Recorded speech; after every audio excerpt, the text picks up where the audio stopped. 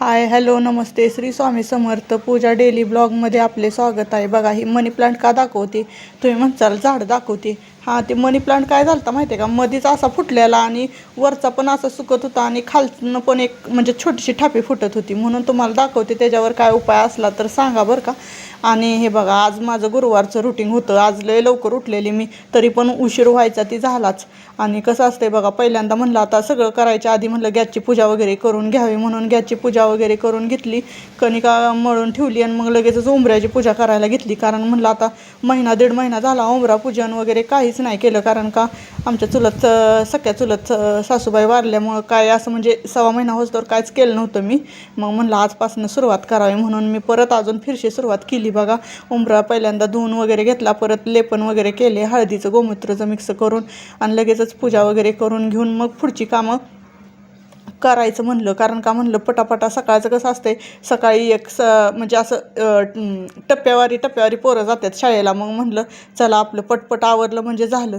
मग लगेचच तुळशीची पूजा करून घेतली. कारण का म्हणलं लय दिवस झालं. कसं असतंय बघा, तुळशी पण आमच्यात कसं असतंय सारखं कोण ना कोण काय ना काय असं म्हणजे अडचण वगैरे भरपूर काय असतं. मग म्हणलं जाऊ दे तुळशीची पूजा वगैरे गुरुवारचं कसं केली की आणि गुरुवारचाच टाईम भेटतो मला. म्हणजे आधीमध्ये पण भेटतो, पण कसं असते गडबड असते सकाळचं, पटपट उरकायचं रुटीन वगैरे, म्हणजे रोजचं रुटीन वेगळंच असतंय ना. मग गुरुवारी मी काय करते, पहिल्यांदा ही पूजापाठ वगैरे करूनच घेते. कारण का उशीर केला की उशीरच होतो कामांना. मग म्हणलं चला आपलं ती होतंय तवर चहा, आणि इकडं हे ठेवलेलं बघा दूध आणि शेपूची भाजी केली ती. म्हणलं आता डबे पोरांचे भरायचे म्हणल्यावर सुकी भाजी तर काय तर करावीच लागते. मग म्हणलं सगळंच तुमच्यापर्यंत शेअर करायचा प्रयत्न करावा, म्हणलं तुम्हाला दाखवावं थोडंसं मी काय काय करते. आणि 3 गॅस आहेत म्हणून बरं आहे, कारण का होत नाही. आणि तेवढ्यात बघा ती गोरका आलता, मग ते हाका मारत होता बाहेर. ह्यांना म्हणलं तुम्हीच बघा कोण आलंय. मग लगेचच इकडं दुसरीकडं मला काळा मसाल्यातला शेवगा करायचा होता. मग सगळा मी मसाला ही भाजून घेतला. खोबरं तर बघा माझ्याकडनं केवढं काळं झालं, तरी पण एक नंबर भाजी झालती. आणि शेवगा पण मी असा उकडून घेतला थोडंसं मीठ टाकून. म्हणलं कसं असतं डायरेक्ट उकडून घेणं. आणि ही पाणी वगैरे मी काय फेकून दिलं नाही बरं का, ती पाणी मी त्याच्यातच टाकलं परत. कारण का त्या पाण्यात सगळा अर्क उतरलेला असतोय ना, आपण शेवगा जो वापरून. आणि मी काय पूर्ण असा मऊ लुसलुशीत करून घेतला नव्हता, नुसतं असं एक उकळी येस्तवरच ठेवलेला आणि लगेचच मी गॅस बंद केला. म्हणलं तुम्हाला रेसिपी पण दाखवायला होईल. आणि मला म्हणजे लय दिवस झाला असं शेवग्याची भाजी केली नव्हती, म्हणलं करणं पण होईल. मग दोन्ही पण काम होतील म्हणून मी तसं करून घेतलं. काळा मसाला वगैरे भाजून घेतला, मग लगेचच मिक्सरमधनं वाटून घेतलं. कारण का म्हणलं सकाळचं गडबड असते, त्या गडबडीतच पटापटा कामं होतात ना, नाहीतर उशीर लागला तर होतोय. आणि देवपूजा मी मागं ठेवलेली, बाकीची कामं उरकून घेतली. म्हणलं ही कसं आहे, ज्याचे डबे आहेत त्याला डबे वगैरे द्यावे लागतात, कोण जेवणार असते ती जेवण वगैरे करतं, म्हणजे सगळं असं ज्याच्या त्याच्या मनानं असतंय ना. मग म्हणलं आता चला चाललंय म्हणलं पटापटा हातासारखी ही भाजी पातळ भाजी वगैरे पण करून घ्यावी. मग आधी सगळी भाजी बघा मी सगळी फोडणीला दिली. मग शेवगा त्याच्यातला काढला आणि लगेच त्या तेलात वगैरे टाकून घेतला. मिरची पावडर आणि आपलं घरचं लाल तिखट वगैरे मसाला वगैरे सगळं टाकून घेतलं. आणि पाणी जे उकडलेलं पाणी होतं ना ते मी तसंच परत फिरशे वतून घेतलं आणि थोडीशी भाजीला उकळी येऊन दिली. आणि मग त्याच्यात वाटलेला जो काळा मसाला होता ना तो टाकून घेतला. कारण का आणि नक्की सांगू का तुम्हाला ताईनो, एकदा ही रेसिपी तुम्ही करून बघा, म्हणजे अशा पद्धतीने एकदा ही भाजी करून बघा. एक नंबर भाजी होती. आणि घरच्या शेवग्याच्या शेंगायची, असं काय त्याला फवारणी वगैरे काहीच नाही आहे, त्याच्यामुळं चवीला तर एक नंबर होते.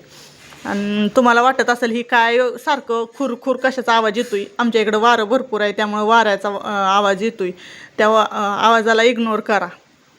कारण आता पाऊस तर नाही आहे, नुसतं वारं. सगळीकडे पाऊस पडत होता किंवा पडतोय, पण आमच्याकडं अजिबात पाऊस नाही आहे. पिलीवमध्ये म्हणजे उशिरनंच पाऊस पडतो. आणि वारं एक भरपूर असते बघा. वारं म्हणजे इतकं वारं असतंय ना विचारायला नको. आणि पाऊस मध्ये सगळीकडे असल्यानंतर आमच्याकडं नुसतं टिपका चिरचिर असं पाऊस असतंय.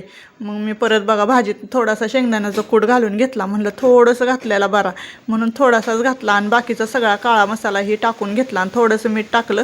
आणि कारण का आपण शेंगा जरा उकळवायला ठेवताना सुद्धा मीठ टाकलेलं होतं, म्हणून मी थोडंसंच मीठ टाकलं आणि भाजी उकळून घेतली. शेंगा पूर्ण शिजवल्या नाही आहेत, आधी पण शिजवल्या नव्हत्या ना आता पण नाही, नुसती एक उकळी येऊन दिली भाजीला.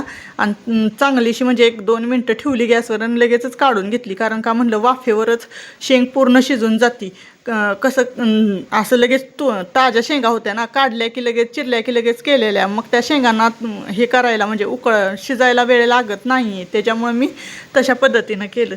मग बघा मला देवपूजा, कारण काल गुरुवार होता त्याच्यामुळे मला स्वामींची पूजा ही करता येच आली नाही, लय दिवस झालं, म्हणून मी काल म्हणलं स्वामींचा अभिषेक वगैरे करावा.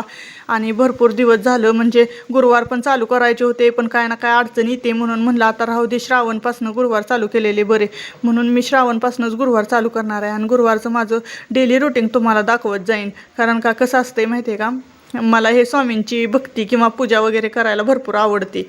आणि लगेचच बघा मी भैयाला आमच्या वरडत होती, अरे इकडं कॅमेरा धर, खाली धर, तर त्याचं सारखं वरच लक्ष होतं आणि वरच धरत होता, कायच त्याला कळत नव्हतं सांगितलेलं. मग जोरात वरडल्यावर मग त्यानं कॅमेरा खाली जरा घेतला, म्हणजे दिसतंय बरोबर म्हणलं. मग परत बघा अभिषेक वगैरे करून घेतला, कारण त्याला होती गडबड, त्याला जायचं होतं शाळेत, आणि त्याला म्हणलं राहू दे, माझं मी करते, बघते माझं मी कसं करायचं काय करायचं म्हणल्यावर ती बी कळत नव्हतं. मग म्हणलं राहू दे कर. मग मी देव वगैरे घासून घेतले, कारण काल लय दिवस झालं देवपूजा वगैरे केली नव्हती ना, म्हणून म्हणलं देव वगैरे घासून घ्यावं, म्हणून देव सगळे घासून वगैरे घेतले. बघा सगळे स्वच्छ केले, दत्ताच्या फोटोची पूजा वगैरे केली, कारण का गुरुवार असल्यामुळं सगळं करावंच लागते. मी दर गुरुवारी दत्ताच्या फोटोची पूजा आणि स्वामींची अभिषेक वगैरे घालून पूजा करत असते. आणि ही स्वामींची मूर्ती मी कुठनं घेतली म्हणसाल तर मी ही स्वामींची मूर्ती एका स्टेशनरी दुकानातनं घेतली, कारण का मला गुरुवार करायचे होते स्वामींचे, आणि माझ्याकडं स्वामींचा फोटो नव्हता किंवा मूर्ती नव्हती, माझ्याकडं काहीच नव्हतं स्वामींचं. मग मी आता गुरुवार कसे करणार, मग मी ठरवलं की बाबा आता मला गुरुवार करायचे आहेत, मग मला मूर्ती पाहिजे स्वामींची किंवा काय आपलं फोटो वगैरे काहीतरी, म्हणून मी काय केलं, डायरेक्ट मला ही मूर्ती त्यावेळेस भरपूर अशी त्या शोपीसमध्ये ठेवलेली होती स्टेशनरीमध्ये. मग मला आवडल्यामुळं मी त्यांना विचारलं, तर ते म्हणले हो विकायसाठी ठेवली. मग मी घेतली, मला आवडली. मला काय अक्कलकोटला जाण्याची म्हणजे असं अक्कलकोटला मी गेलीच नाही अजून, किंवा जाण्याचा योगच आला नाही. ज्यावेळेस स्वामी बोलवतील त्यावेळेस मी जाणार, ते तर खरंच आहे. पण माझी आजची देवपूजा बघा कशी वाटते.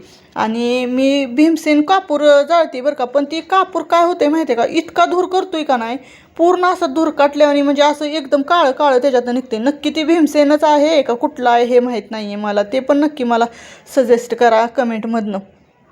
आणि लगेचच मी धूप वगैरे लावून घेतलं, कारण मी वाळला धूप लावत नाही, वल्ला धूप लावते. वल्ल्या धुपाचा वास आणि म्हणजे असं दमानं वगैरे चालतो त्याच्यामुळं. आणि आजची देवपूजा कशी झाली आहे ती सांगा. आणि हा गुरुवारचा व्हिडिओ आहे, आणि इकडचं म्हणजे थोडंफार इकडे तिकडं होत असतं ताईनं बोलताना किंवा सांगताना किंवा हे करताना व्हिडिओ एडिटिंग करताना वगैरे, तर तुम्ही समजून घ्या. आणि माझा नारळ बघा एवढा मोठा झाला आहे. आता मी म्हणते श्रावणपासून दुसरा नारळाची पूजा करावी आणि हे कुठंतरी बाहेर नेऊन लावावा म्हणते, कारण पाऊस पण थोडाफार चालू होईल त्यावेळेस असं मला वाटतंय.